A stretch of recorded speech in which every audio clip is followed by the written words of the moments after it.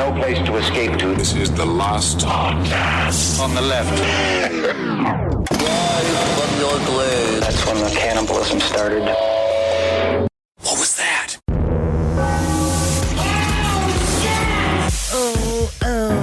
I just have to get ready to do a show first before we start our show. Okay. Because that noise, when I make that noise, I can feel my bottom relax. All right, welcome to Side Stories, everyone. I am Ben Kissel with Henry Zabrowski. Sitting on a spoon. It's like I'm a parfait. You are a parfait. Filled with yogurt, but it's all brown. That's something you want to go to the doctor for. Henry Zabrowski. All right. It's just you and me, man. I know it, dude. You know what I mean? We That's what I like about these side stories, that it's just fucking you and me locked into it. It's like if we're flying a plane together, and you can just hear the passengers screaming. Right, which is also stories we could have covered this week because plane travel was horrific. It's sort of like the end of the movie The Thing. Which one of us is the Thing? By the way, I do know the answer to that. Carpenter has told the truth on that scenario. It's Kurt Russell, right? No, it's the other guy. The other guy, you can't see his breath. He's not sweating at all. Is he ass to ass in it? What are you talking about? He's the guy that's ass to ass from Requiem for a Dream. Oh my goodness! I blocked that scene out of my brain. It's horrific. That's the break. That's the palate cleanser. Oh, that scene is ridiculous. We are going to, on next week's episode, we're going to get into this horrific van terror attack that took place in Toronto today by this dude, Alec Menasian. He says, he wrote on his Facebook page that he honors and loves to worship the supreme gentleman Elliot Rodger. From all accounts, this man is an incel. Yeah. So we're going to get into what does that mean? Is incel a terror group? We're going to debate it. If it is a terror group, then it's the only terror group that I know that I could face alone with a tennis racket and beat the living fuck out of every one of them. Absolutely. But today we're going to talk about the biggest news of the week. It's cult news, ladies and gentlemen. It's NXIVM. We've had a lot of people reach out about this cult, and it's very interesting because obviously the first attention-grabbing thing that comes out about it is Allison Mack from Smallville. Leading a group. Smallville? She is tastefully dressed in a lot of the pictures of her premieres. She's been in like 5 or 7 things. Right. She's like a relatively known television actress. Yes. And apparently she was recently arrested for what seems to be human trafficking, and that led back to a possible charge where she was a part of an inner group within the cult of NXIVM. Right. That branded women in a weird sexual pact where people had to give their pictures of their nudes to be held over them, to be released, and then they were in a weird slave master relationship. And this was all done under the guise, of course, the pictures were then supposed to be used later as blackmail in order to keep these women silent from the horrible treatment that they had to endure there. This is all under the guise of feminism, which is interesting, and we're going to get into some of the different things that NXIVM. It's like the allergy medication. Oh yeah, NXIVM, right? Exactly. And then NXIVM Silver for when you're 55. Hey, not bad. But there's a lot of 55-year-olds in this. There's a lot of tight MILFs in this group. All right. Honestly. Well, we're going to get into that. So they had different kind of umbrella groups. Some focused on yoga, some focused on feminism, some focused on financial success, which is really where all this began. And a little bit later on in this episode, we're going to be interviewing Brock Wilbur, who wrote a great article for Paste Magazine. And we're going to get some insight from him into what the heck does human trafficking actually look like? What are we really talking about here? Is it when you like take over like a bus?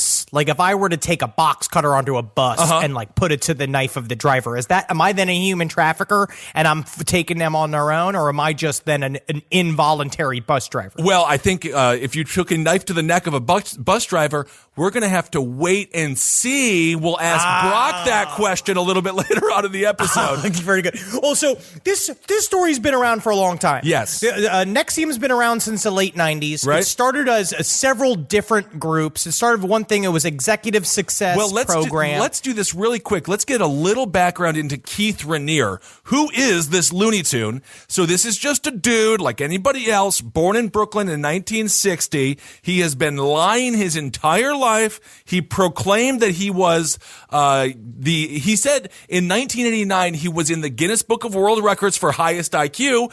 Henry did a little fact check on that, and in fact, he was not. It was actually a woman named Marilyn Vos Savant that was technically in the Guinness Book of World Records, and she held a rank of highest IQ from 1986 to 1989. But the other thing is that IQ, the idea of testing an IQ, is also such an antiquated idea. But he predicated his whole life on the fact that he was a super genius. Yes. He apparently taught himself high school math. Right. He graduated from college when he was 16 years old. Right. He is an ubermensch. Everything that he says, you hang upon every word that he says, even though he's a fucking blank moron. And he joined a group called the Mega Society, which was apparently a group for the most distinguished of people, the people with IQs listed at 175 and above, which apparently, according to the newsletter, makes you the most boring fucking person to meet in an elevator. It's this whole, I was reading it's called Nicios is the name of their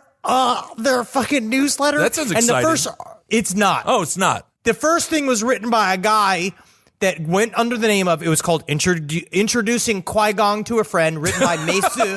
His real name is Kevin Langdon. Wait, hold on. Introducing whom? Qui-Gong. To a friend. Yes, it's a friend. And in here, according to his article, first it starts with a quote from Dylan Thomas. Rage against the dying of the light. That's what it says. And then it says, such a cliche quote. Yes.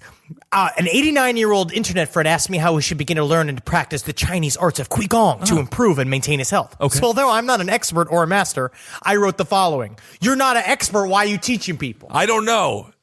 It seems to be dumb. It does. So just going back just briefly, the one thing we do know, he did graduate, again, Keith Raniere, the head of all of this, and we're going to get into Nancy as well, his secretary, who is now the president, who is extremely, she might be even worse. Who knows? He did graduate from Rensselaer Polytechnic Institute in Troy, New York in 1982. In 1990, he founded Consumers Byline, a multi-level marketing company, and then he co-founded Executive Success Programs. And Henry, I'm right in saying that sort of laid the groundwork for what NXIVM would become. Again, the Executive Success Programs. Well, this is where the real story kind of begins, because in 2003, Forbes magazine did a article about Keith Raniere. Yes. It could be Raniere or Raniere. I think it's Raniere. But he did an article about how he helped one of the executives of BET get where she is. He helped Richard Branson. And Forbes wrote this like article about like, is he crazy or is he a genius? Literally the cover of Forbes, it says Forbes, and it has a picture of him looking like Bob Seger, just like looking into the sunlight. Into the middle distance. Yes, and the caption is, the world's strangest executive coach. Keith Raniere's rich and famous clients pay thousands of dollars, bow, and call him Vanguard. Yes, he goes by Vanguard. And what this started is it was MLM. He would teach these Better Business Bureau bullshit classes about how to be a good CEO.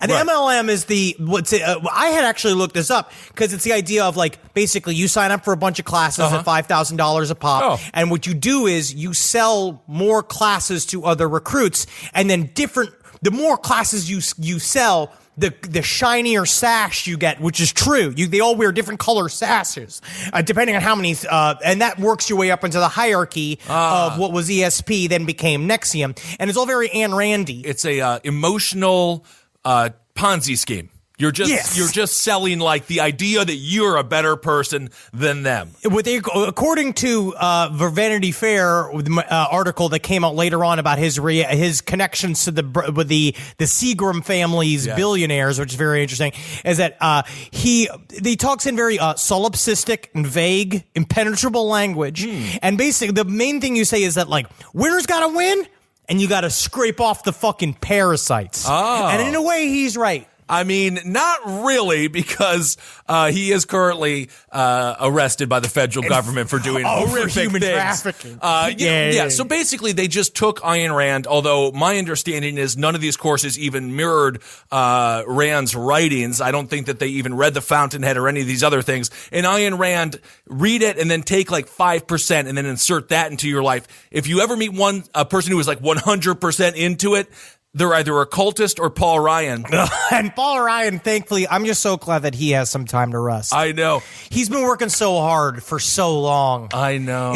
He could just sit back on his beanbag chair now and watch some ESPN 3s, watch some ping pong, and do some curls, because that's the only exercise that he does, apparently. Yeah, he does P90X. He's extremely in shape. And I believe we should do our next episode on P90X. It's a cult. Get out of it. It's a cult. You're not better than me. Better than me? Because you jump around your living room all day? I do the same thing, and it's called yelling at myself. It's motivating. There is a 12-point mission statement. That's what this group has.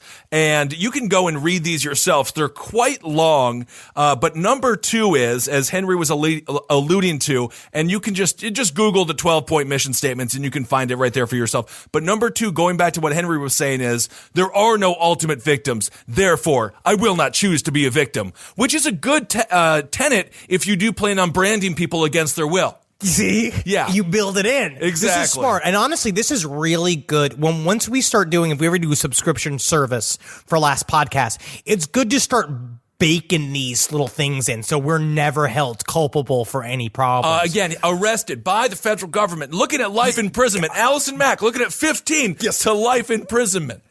He went to Mexico looking for relaxation, and you know what he found? Nothing but trouble. That's very good reference. And also, to that point, in South America, this NXIVM cult is still thriving. They're doing very well. Evidently, none of the negative articles that have been written about it have been translated into Spanish. So they're out there still thinking like, hey, this guy he's got all the goods. And of course, inevitably, those are some of the individuals that are trafficked to upstate New York, and treated absolutely horribly. You say traffic, they say commuted. I don't think so. I think they say, what? There. You didn't tell me it was going to be in upstate New York. Albany. This is where we're doing our cult. Good but Lord. It's interesting how you could see the slide, right? Obviously, we went on a bit of a deep dive for this information. You can find it out there. There's a wonderful, the Vanity Fair article called "The Heiresses in the Cult" was very interesting. Our friend Brock's article called "The Knife of Aristotle" that we'll get into is very interesting. Yep. But a part of it is at some point in 2003, it was mainly business. Right. Yes. He was connected with I believe it's Bramford sisters. How do you pronounce their last name? They're Bronfman. It's literally, it's BRONFMAN. And I'll tell you what it is. It's that F. They stick right in the middle. Bronman? Got it. Bronfman. It sounds like you have to be drunk off of Seagram's gin to say we're the Bronfman family. I just met my wife. Her name's something Bronfman, and I don't care because I'm the decider. So why do these women matter? Claire Bronfman and Sarah, they have billions of dollars in a trust, and they gave him, again, Keith Rainier, over $166 million basically right away. Yes. Basically, he showed up. So how it seems to be is that somewhere in 2002, his old company was called Consumers Byline. Okay, right. Right. And once that fell apart, he was looking for, and he also was getting a restraining order put against his former girlfriend that went by the name, I believe, of Tony Natalie. Okay. Interesting, 2 first names. But she attacked him. Essentially, like, he ruined her life. She was a part of them watching this transition of when he started ESP. He hooked up on the Bronfman sisters, essentially because Sarah was, I'm going to use the term layabout, that was just spending the family's money. They're just heiresses. She opened up, actually, they make Paris, like, you see Paris Hilton doing her DJ work, and you're like, you're staying busy. You're actually a go-getter for an heiress. at least she has to be at some place at a certain time. Yep. When you're DJing, you have to show up 45 minutes beforehand, and you got to set up all your shit and do the sound levels. So that's a job. She ran a skydiving company for about 6 months, and that was it. And her sister Claire was a horse jumper, champion horse jumper. But they were sitting on billions upon billions of dollars, Right. and they had nothing to do. They hooked up with Rainier. He was like, I can tell you exactly how to spend this money. Exactly. You could buy me a house. You could help me figure out, because he fucked up a bunch of money on the commodities industry. Right. He lost millions and millions of dollars, and they just paid him for it. But at some point, it turned into sex. At some point, he was collecting these little millionaires, like these people, like desperate people. Allison Mack got nothing more desperate than an actor in between gigs. Yeah, evidently she was down on her luck and looking for. That's how all this stuff works. Down on their luck, looking for the truth. You could pay me $50 to eat peanut butter out of an old hubcap right now. I'm between jobs. Actually, you did something worse than that on MTV, and I think they paid you $250 when you had people eat beef jerky suspenders off of your body when you were nude. But that was a punishment. That was funny. But going back was to a punishment. Going back to what you were talking about with Tony Natalie, she called Edgar Bronfman and told him that his That's children, the daddy. That's the father, right? Because the daddy was like, so the story. There's a whole side story with that about how Sarah and Claire were like. They came from his like fourth marriage. Yes. So they were like 15 years separated from what they considered to be the real Bronfman kids. Are you telling me that he didn't have a close relationship with his children? Yes. This out of touch multi-billionaire? And they also had his money. They Right. just had his money that they could just go, they could borrow against their assets. It's like all of this shit where they were working around his, and he's like, what? What's happening? And they're like, do you know that your daughters are like fucking this guy in Albany? Yep. She's like, in Albany? That's the part he was offended about. No, she says she called him immediately. She said, I told him, Mr. Bronfman, you need to get your girls out of there. It's a cult. Rainier's bad. If you don't get them out in a few years, he's going to burn through all their money. He's going to sleep with both of them. And he said, no, not my girls. No, they won't do that. They Immediately did it. Immediately did that. So, it takes a lot. Like, how do these things begin? How does a cult like NXIVM grow? It's because of people putting their head in the sands and just refusing to believe that someone could be as evil and as manipulative and inevitably as dangerous as Keith Rainier. It's very interesting to see how these people were normal. Allison Mack was just an actor. Right. All of a sudden, she's now wrapped up in... You want to play some of the footage of what she sounds like now? It's like, this is an interview that she did with Keith Rainier that was put onto YouTube for his channel to show just how miraculous his teachings are, and see if we can make it through about 30 seconds of this before you want to just fucking pull your car off the highway. You get that Tom Cruise Scientology vibe from this all the way. So this is them talking about authenticity, and what does that mean? I mean, that kind of leads me to my next question, which has to do with authenticity, because then it seems more like the creativity comes from a place of just originality or like soulfulness, if you're looking at it in a positive light. Full of shit. You know, authenticity and creativity are an interesting match. We don't like to think of ourselves as robots. And if you are coming off as robotic, most people say that's somehow inauthentic. There has to be an inauthenticity to that. Because we're not robots. So what does it mean to be authentic? When someone's authentic, you feel them. You have this feeling of a soul there. Right. Not a robot, not some pre-programmed, contrived face or something along those lines. It just seems to come naturally from their experience of existing on this planet. What? From the time they are conceived and they become a child and grow and all of this thing, they gather this unique impression of existence. And authenticity somehow is a manifestation of all of that. All right, that's good. And it also relates to... Excuse me, sir. Do you want a cold brew? Yeah, exactly. Do you want a cold brew or do you want a hot brew? I don't know, sir, but you're going to have to get out of this line. You've got to get out of Starbucks. It's just the guy in the corner muttering to himself. Never ask him what he's thinking. But that's what's so interesting. It kind of sounds like Pennsylvania bar talk at a very nice Pennsylvania country club. You're like, I figured it all out. But it's like 3:30 in the morning. Yeah. But that is one of the ironies of all of these cults, whether it be, well, not so much Jonestown. They spoke more about the community. But when it comes to NXIVM, his whole thing was individuality, and he's branding people with his initials. Well, it jumped to that because you could see the fractal logic where he becomes like, it's because it's about embracing your victimhood, and he's just improving. And when I cut to another, there was another private conversation that someone had recorded of his. And it's the same kind of circular loop talk. He looks like a guy. Natalie and I were at a party the other night in LA, and a guy that is a famous polygamist, like he wrote a whole book about it.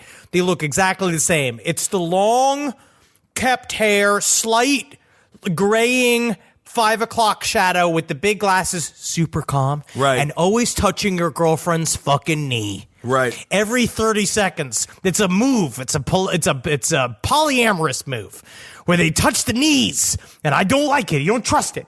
So this whole thing was spiraling, and then eventually he just let the ladies go and form this thing called DOS. Okay. Which stands for Dominus Obsequious Sororium. Okay.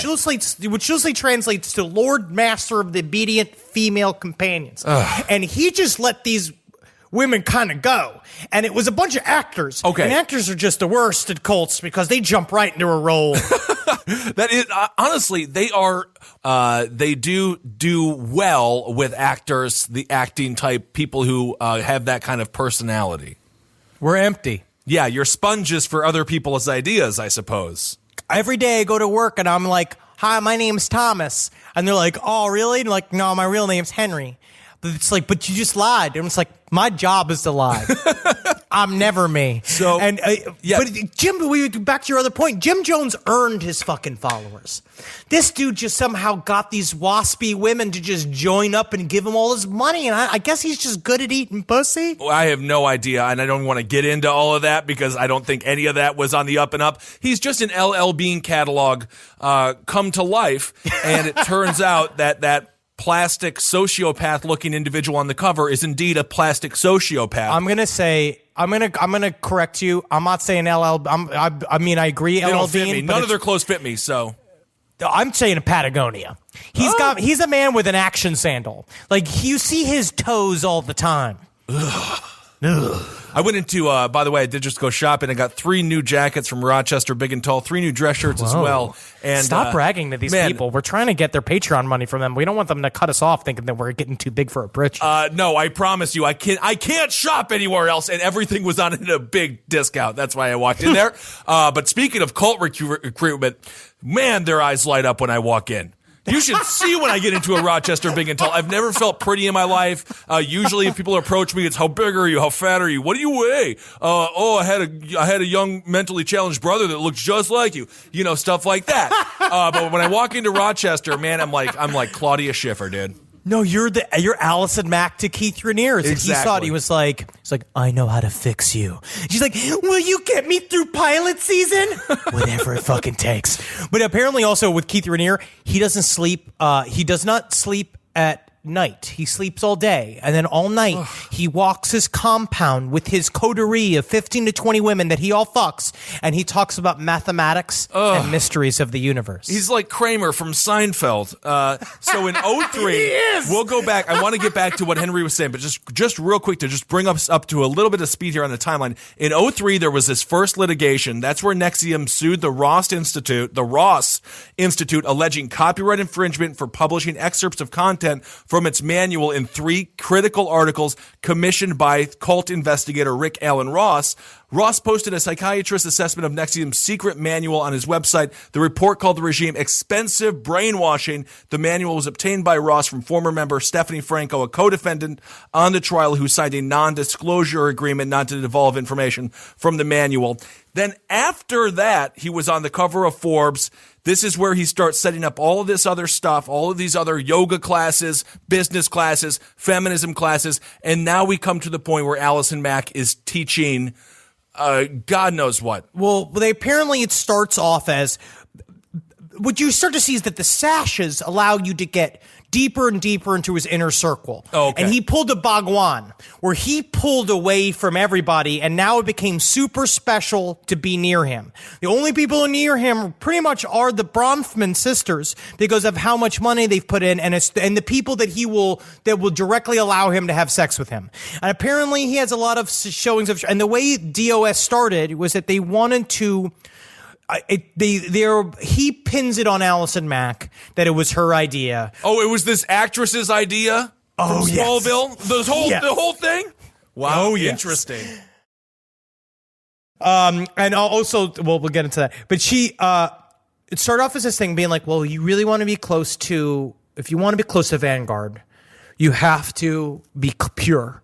So we'll show up when we do these side meetings where you give me these pictures of you masturbating. And you just show trust.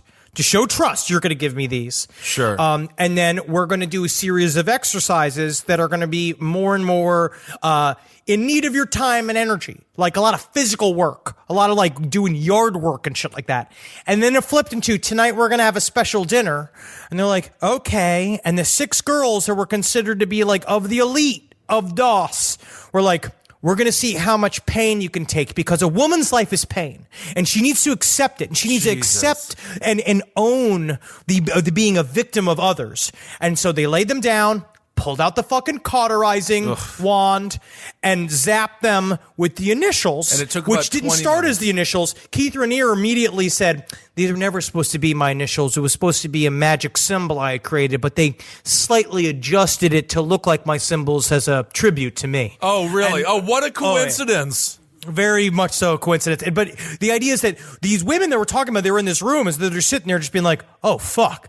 How the hell did I get here? Right. I was just, because it started off as a group called Jeunesse, which is, again, very Scientology. It's very Scientological in their thinking. Right. Where they do these little groups, and all of a sudden it becomes it's another name. It went from Jeunesse to DOS, and they didn't realize it, and then DOS required you to get fucking branded. So that's the thing. So you sign up for Jeunesse, you're in there for feminism and to have some self-empowerment. Next Monday, you go to class, and all of a sudden, no, this is DOS now, or DOS now, and everything has changed. Oh, and by the way, you're going to get branded on Tuesday. But my question is it that different than Gwyneth Paltrow using her Goop thing to say, stick these eggs up your pussy? Like stick Well, it is jade because things you up have your to pussy. purchase those, and then don't do that, by the way. That's extremely do it. dangerous. Extremely. We don't know anything. I mean, yes, we know not. The only thing I know is because every woman I've ever known in my life was like, oh, yeah, never do that. So this is not a female hygiene podcast because we know nothing about male hygiene, let alone female hygiene. But anyway, so let's just catch up to speed here, and then we're going to have Brock Wilbur. So in March 2018, Keith Raniere was indicted on federal charges after being arrested in Mexico on sex trafficking charges. Following his arrest, Raniere went to Texas to face charges of sex trafficking and forced labor in New York State. On April 20th, 2018, actress Allison Mack was arrested and set to stand trial for sex trafficking based on her role as a recruiter for NXIVM. So now we're going to interview the author of this Paste article. The Knife of Aristotle isn't just a fake news site. It's a cult, and his name is Brock Wilbur. Live from your grave. Brock, thank you so much for joining the show. Gentlemen, thank you for having me. All right, so Thank you for having us. Can I say that? Yeah, that's nice. So the first question that I have is, we hear these terms, sex trafficking, human trafficking, sex slavery. They're trigger words. They're obviously very effective words. Can you explain, what does human trafficking look like in reality? What does sex slavery look like in reality, specifically in the context of NXIVM? Because when I think of human trafficking, I think about a bunch of people being thrown into the back of a semi-truck and dropped off on random doorsteps like an Amazon delivery. So what does it actually look like? So it starts from it is a power position thing first. The specifics of it they go in a lot of different directions, and there are some that I can speak to and some that I still cannot, because they're still God, someday the light of truth is going to come to these things, and we'll figure out what happened there. Basically, what has happened within this group is that a lot of women got sold out, especially by other women, which is a fucking nightmare of a thing to break down in that way. And you have this idea of giving power over to a man to control you, but also there is a lot of this that is it is framed in a consensual way, where there are a lot of people that were just like working at this cult and doing great work in, say, like bringing in other people. But sometimes they'd be like, well, you're doing great work in the Brooklyn branch, but you're from Vancouver. So why don't we arrange a marriage to one of our members of the cult here, so you can just like stay in the country? So it's like, there's a lot of it that's like green card level stuff, which isn't, when you hear that for the first time, you're like, that's not that sinister. But when you hear people's first person stories, especially about like, okay, so like these people became my family and forced me to exercise the rest of my family from my life. And then one day they were just like, you're going to get married tomorrow so that you can keep staying here and doing the work. And these people would be like, these women would say stuff like, do you really think I should be getting married? And no one would fucking answer them about stuff. And there's just like this level of emotional betrayal on top of everything else that's happening here. That's like, there's sex trafficking, there's controlling people's lives, and then there's just this total sellout of everyone who you think loves you left in the world being like, fuck it. Like, just if you can keep telling people that acting is going to help you find heaven, then we'll get that money from those people and that'll be fine.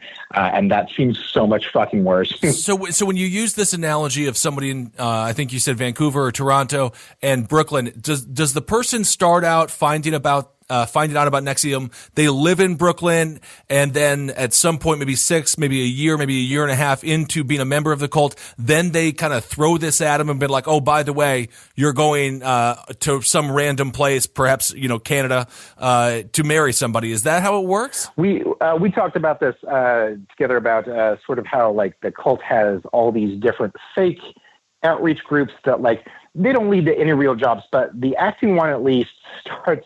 And it's frustrating because acting, there are so many acting classes, including ones I've taken, that break you down in the same way. And it's like, get to the root of who you are. Let's talk about the truth of the person and the ethics inside of you. It is inseparable from some. It's hard, right? Because I did the same thing when I was in acting school. It's the same shit where you're supposed to cry in front of everybody, and it's very emotionally vulnerable, and you're selling all of these like kind of secret stories about yourself, and you could see how it immediately segues into you're now living on a compound and you were just doing Chekhov. I don't know if you're watching Barry right now on HBO, but that's triggering every one of those memories inside of me too. Well, yeah, I mean that's why, of course, why there is that sort of joke, more of a joke about UCB. Although I do think there is some truth to it when it comes to the cult of UCB. You go through the classes, right. Class structure.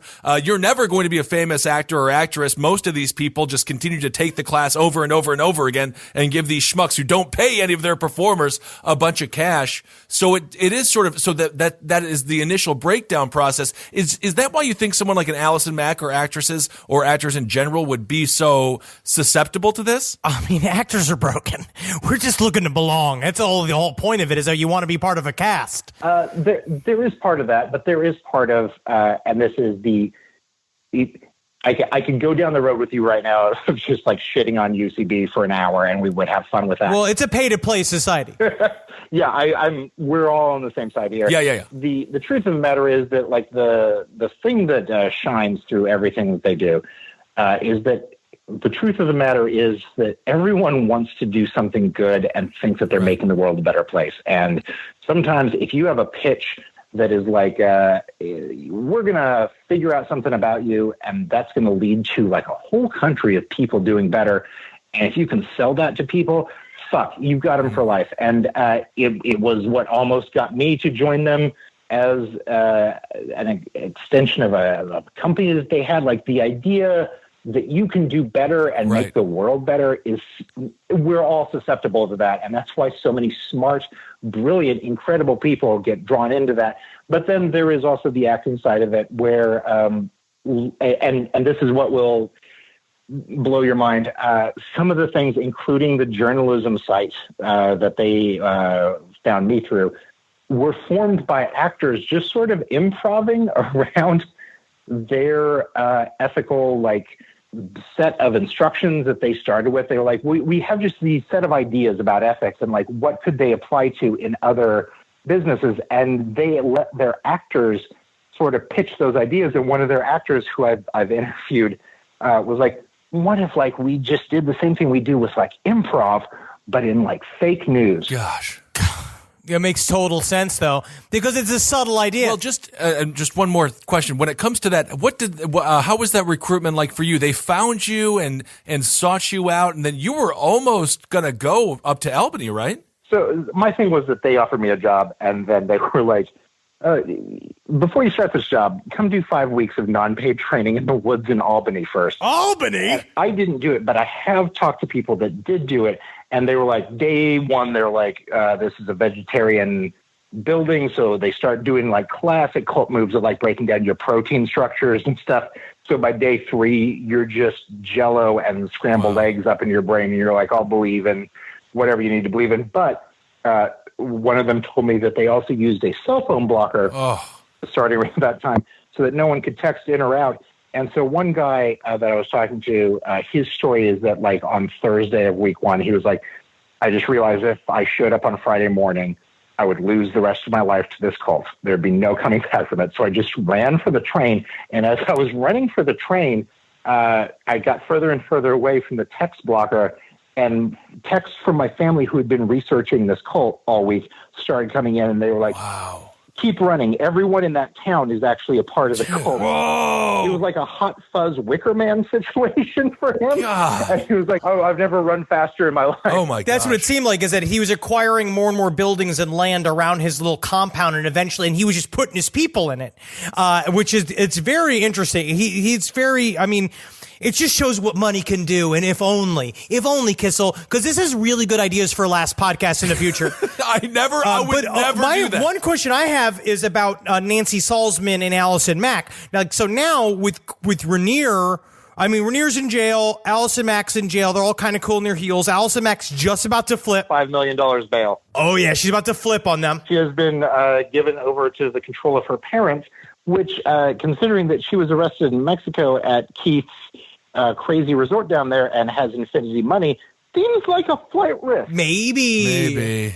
Well, yeah, and it's interesting. It reminds me of that Wild Wild Country series when you talk about buying up land. That is very similar to what Osho and the Renishis did. Yes, it's very similar. And now the bridge to that is, so Nancy Salazar and Allison Mack, like, how much power do you think that they have? Like now that they're kind of out there, it's like, is Nancy still in there? Is she still in the mix, or is she out of NXIVM? Nancy is in charge. Nancy is running it now. Nancy also has access to all of Keith's money was hidden under the names of the various women that Keith was with. So it's impossible for the government to go after that money right now. So that's just Nancy's money. And Nancy was always way fucking smarter than he was, and Nancy was always way fucking. She has a background in hypnosis, which is the thing that broke so many people in this process. She is the person that should have always been the cult leader. She sounds like the mom from Get Out. Now she has infinity money. So I'm the big thing is that, like, I'm just so fucking worried right now because as I've explained to you guys before, like, the people that are left in there are just the real fucking, like, entrenched, like, there's no way they're coming out people. And now you have somebody else who just inherited leadership of a cult after waiting patiently for 20 years. Ooh, yeah. Either what she does is make a buttload of money and disappear tonight, or she's going to turn this into a suicide cult, or, like, some other much worse thing happens, but nothing fucking good comes from it. And so it's why it's real important that we shine a light on this right now. Is it a fair comparison to say that Nancy Salzman is similar to Ma Anand Sheila from that Wild Wild Country doc? Absolutely. It's a 1-to-1 comparison. Is it bad to say that I'm just glad it's happening in Albany, of all the cities in the world, just because it's such a terrible place? For every single reason. I guess my last question is, where do you think it's going to go? As we talked about it on the phone yesterday, do you think this could be another? It's going to Jonestown? Yeah, Jonestown or a Waco. What do you think? You guys were right. Actors don't want to do shit. Yeah. Hope that the actors at least won't commit to this role. Yeah, as soon as it comes down to telling an actor to kill themselves, they're like, "Oh, wait a second. No, I mean, I'd love to die in a film. Is there a script where I can die? I mean, because a death scene is incredible, and I can nail it. I can do a good dead eyes. I could do a dead face. But I can't really die because pilot season's coming up." Well, thank you so much. Is there anything else that you want to ask, Henry? That's it for now. I mean, I feel like we're going to end up following this case again. I think we're going to do an update. So I'd love to have you back, Brock. Anytime, and I'm continuing to do my stuff. I spent a year following people around and trying to bring some resolution here. The project I was working on is dead, but it will live on in a different version, and I'm working on that now. And we are really hoping that whatever I do here is not in terms of trying to get attention or anything. Is in pursuit of trying to get the last people that are in there out.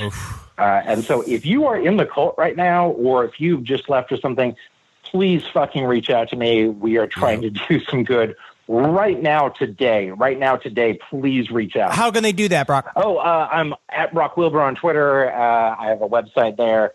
Just find me on Twitter, find my email. Please reach out and let us help you help other people. Yep, absolutely. You're the victims in this. You know, a lot of these members are the victims in all of this. So thank you so much, Brock. Really appreciate it, man. See you, bro. Live from your grave. Is it weird to say that I'm not I don't want anything bad to happen to the people in NXIVM? No. But when it comes to a cult, in my mind, it's been it's going to play out anyway. It's going to play out. And at this point, it's true. What Brock said, whoever's left is a fucking lifer anyway. No, but my concern is because they are actors, they learn the rules of yes and I think they've been yes-anding themselves to the point where they're still there.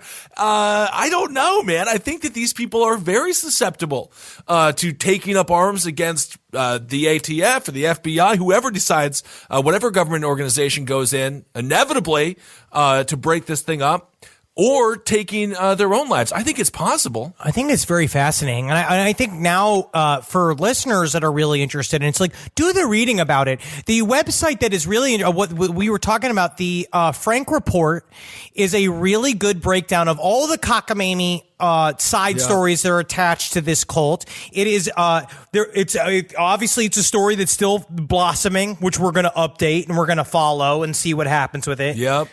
But I hope we laid it clear enough for you, because a part of it's it's kind of like when we started doing Scientology, the Scientology episodes, is that it's hard. It's so hard to get into the very center of what the actual actions of the cult are. Right, and so you think about, how did it take 20 years before this guy actually got brought to justice?